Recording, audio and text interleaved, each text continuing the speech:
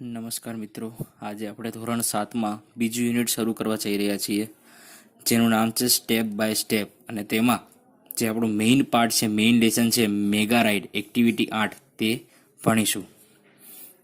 ચલો સ્ટાર્ટ કરીએ. એટલે કે મેટ્રો ટ્રેન જે પ્રોજેક્ટ છે, મેટ્રો રેલ, તેના ઉપર આખો પાર્ટ છે, જે ઓરિજિનલ છે, જે અત્યારે હાલમાં જે આપણે મેટ્રોના કામ ચાલુ છે તેના માટે દર્શાવેલું છે. ચાલો. Gujarat is A progressive state. Gujarat એક વિકાસશીલ રાજ્ય છે. પ્રોગ્રેસિવ એટલે વિકાસશીલ રાજ્ય છે. અને પ્રોગ્રેસિવ એટલે તમે ગતિશીલ અથવા તો પ્રગતિશીલ પણ કહી શકો. ગુજરાત એક વિકાસશીલ અથવા તો પ્રગતિશીલ રાજ્ય છે. Ahmedabad is the largest city and centre of business in Gujarat.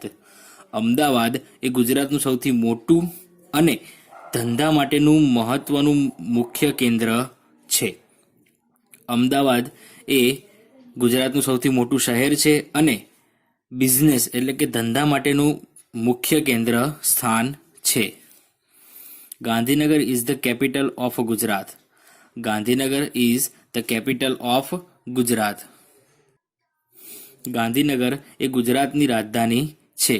Gandhinagar એ ગુજરાતની રાજધાની છે અથવા તો પાટનગર છે, એ પણ બોલી શકો. About 50,000 people every day travel between these two capitals, old and new.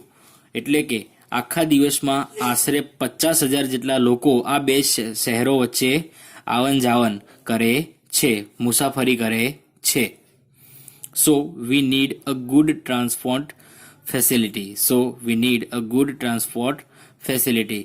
તેથી આપણે એટલે કે અમદાવાદ અને ગાંધીનગર બંને શહેરોમાં એક સારી પરિવહન વ્યવસ્થા, ટ્રાન્સપોર્ટ એટલે પરિવહન થાય, પરિવહન વ્યવસ્થા જરૂરી છે. The government of Gujarat planned for a new railway project. Government of Gujarat એટલે કે ગુજરાતની સરકારે નવા રેલવેના કામ વિશે વિચારેલું છે. શું છે જોવો જોઈએ. The government started a ₹2,000 crores company for that project. કે સરકારે, ગુજરાતની સરકારે આ રેલવેના આ કામ માટે આશરે કેટલા 2,000 કરોડ એટલે કે 2,000 કરોડ કંપની, 2,000 કરોડ રૂપિયાની કંપની સ્થાપી છે. The name of the company is mega. A short form આપેલું છે. કંપનીનું નામ શું છે? મેગા. એટલે કે તેનું ફૂલ ફોર્મ જુઓ શું છે? Metrolink Express for Gandhinagar and Ahmedabad. મેગાનું પૂરું નામ શું છે? Metrolink Express for Gandhinagar and Ahmedabad. Gandhinagar અને અમદાવાદ વચ્ચે જે મેટ્રો સ્થપાશે અને મૂકવામાં આવશે તેના વિશે વાત કરવામાં આવી છે. The cost for this project is about ₹1,200 crores. એટલે કે આ આખા પ્રોજેક્ટનો જે કુલ ખર્ચો જોવા જઈએ તો આશરે કેટલો છે? 1,200 કરોડ. કેટલા છે? 1,200 કરોડ. 1,200 કરોડ જેટલા ખર્ચો, જેટલા રૂપિયા છે. This metro rail project has 2 phases. Metro રેલનું આ કામ એ 2 તબક્કાઓમાં થશે. ફેઝિસ એટલે તબક્કા. ફેઝિસ એટલે શું થાય? તબક્કા. ઇન ધ ફર્સ્ટ ફેઝ, પહેલા તબક્કામાં, there will be 3 lines. કે પહેલા તબક્કામાં 3 લાઈનો હશે. કઈ કઈ? તો north south corridor, east west corridor અને અંડરગ્રાઉન્ડ કોરિડોર. તે 3 લાઈનો કઈ છે? તો north south corridor, east west corridor અને અંડરગ્રાઉન્ડ કોરિડોર. કયો? Underground corridor. એટલે આ 3 લાઈનો કઈ હશે? ઉત્તર દક્ષિણ કોરિડોર. કોરિડોર એટલે રસ્તો. પછી પૂર્વ પશ્ચિમ કોરિડોર અને અંડરગ્રાઉન્ડ કોરિડોર એટલે કે ભૂગર્ભ, જમીનની નીચેનો રસ્તો. Total length of all the 3 lines will be 76 kilometre. આ ત્રણેય જે લાઇન છે, ત્રણેય જે રસ્તાઓ આપણને કીધા, તેની ટોટલ લંબાઈ કેટલી હશે? કુલ લંબાઈ 76 કિલોમીટર. કેટલી? 76 કિલોમીટર.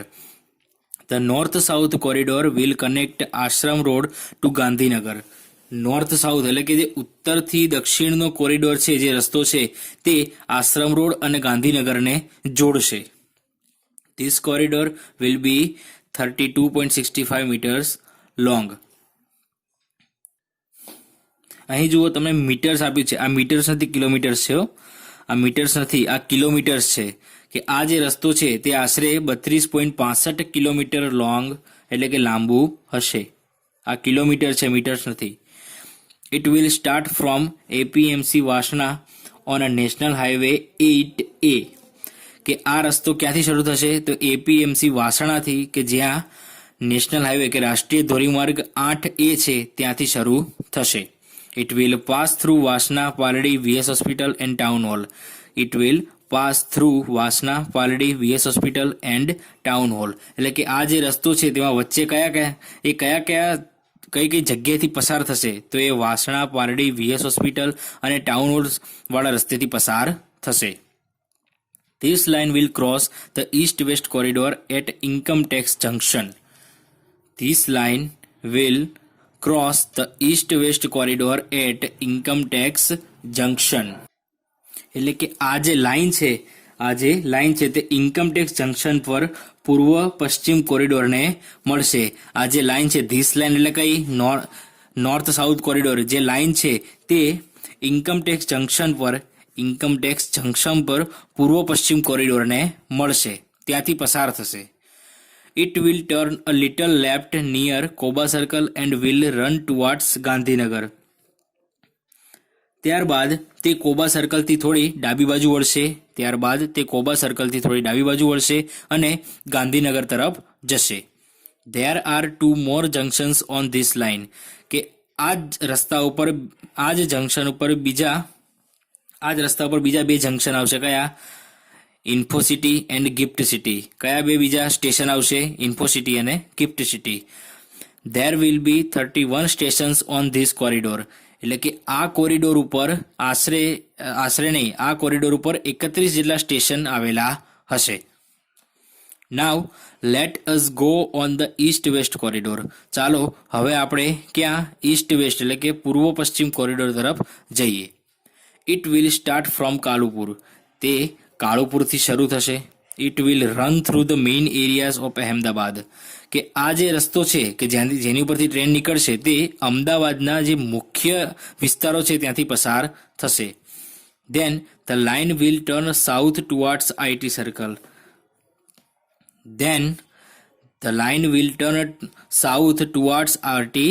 સર્કલ. ત્યારબાદ આ જે રસ્તો છે તે દક્ષિણ તરફ જે IT સર્કલ છે તેના તરફ જશે. It will go towards commerce crossing. એટલે કે તે કોમર્સ ક્રોસિંગ તરફ જશે. Thaltej crossing will be the last station of this route, એટલે કે આ જે રૂટ છે, આ જે રસ્તો છે તેનું છેલ્લું સ્ટેશન થલતેજ ક્રોસિંગ હશે. It will be the terminus on the east west corridor. It will be the terminus on east west corridor. તે પૂર્વ પશ્ચિમ કોરિડોરનું ટર્મિનસ હશે, એટલે કે જે છેલ્લું સ્ટેશન કહેવાય ને તે. Total length of this line will be 10.90 kilometres, કે આ લાઇન છે તેનું અંતર કેટલું હશે? 10.90 કિલોમીટર લાંબુ હશે. It will connect the eastern and western Ahmedabad, તે પૂર્વીય અને પશ્ચિમી અહેમદાબાદને એકબીજાને જોડશે. ચાલો. Most of the metro route will be on pillars and overbridges. Most of the metro route will be on pillars and overbridges. જે મોટા ભાગનો મેટ્રો રૂટ છે કે જે રસ્તો છે મેટ્રોનો તે થાંભલાઓ, પિલર્સ એટલે થાંભલાઓ અને ઓવરબ્રિજ પર હશે. This will be called elevated route. તેને elevated route કહેવામાં આવશે. The travelers will enjoy the beautiful scenes in the town. એટલે કે જે મુસાફરો હશે તેઓ શહેરના સૌથી સુંદર દ્રશ્યો જોશે. It will be a lovely view to see metro trains running on the elevated track. એટલે કે ઊંચા પાટા પર દોડતી મેટ્રો ગાડીઓ જોવી તે એક સુંદર દ્રશ્ય હશે. ઊંચા પાટા ઉપર ચાલતી મેટ્રો ટ્રેન જોવી એક સુંદર દ્રશ્ય હશે. જો અહીં આખો એક નકશો આપ્યો છે. જો પહેલા તો regular train on track, metro rail on elevated track અને અંડરગ્રાઉન્ડ મેટ્રો, અને આ એનો મેપ આપેલો છે, આખો નકશો આપેલો છે. ચલો, you will be able to travel without tickets in this metro rail. એટલે કે તમે આ મેટ્રો ટ્રેનમાં ટિકિટ વિના પ્રવાસ કરી શકશો. You can use smart card facility. તમે સ્માર્ટ કાર્ડ વાપરી શકશો. You can enter a station with your smart card. તમે તમારા સ્માર્ટ કાર્ડ સાથે સ્ટેશનમાં પ્રવેશ કરી શકશો. You swipe the smart card at your exit station. You swipe the smart card at your exit station. તમારા બહાર નીકળવાના સ્થાન પર તમે પોતાનું જે સ્માર્ટ કાર્ડ છે તે સ્વાઇપ કરશો, જેમ કે આપણે એટીએમ કાર્ડને તમે જોયા હશે સ્વાઇપ કરવાના તે રીતે.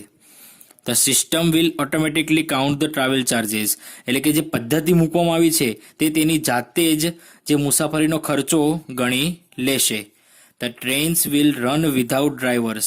જે આ ટ્રેન છે તે ડ્રાઈવરો વગર એટલે કે ચાલક વગર ચાલશે. બટ યુ નીડ નોટ વરી. પરંતુ તમારે ચિંતા કરવાની જરૂર નથી. Technology will take care of your safety.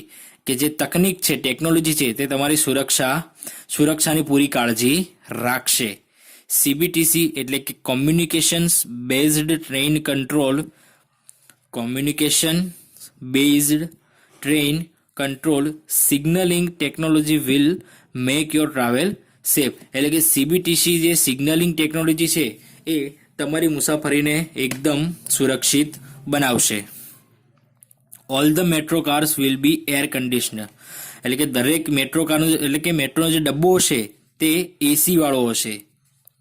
The train will travel at the maximum speed of 110 km/h. એટલે કે જે ટ્રેન છે તે તેની મહત્તમ ઝડપ એટલે કે 110 km/h ઝડપે દોડશે. Ready for the ride. શું તમે મુસાફરી માટે તૈયાર છો? બરાબર. આજે આપણે આ ભાષાંતર કર્યું. હવે આગળના વિડીયોમાં આપણે તેના ટ્રુ ફોલ્સ ને સવાલ જવાબ જોઈશું.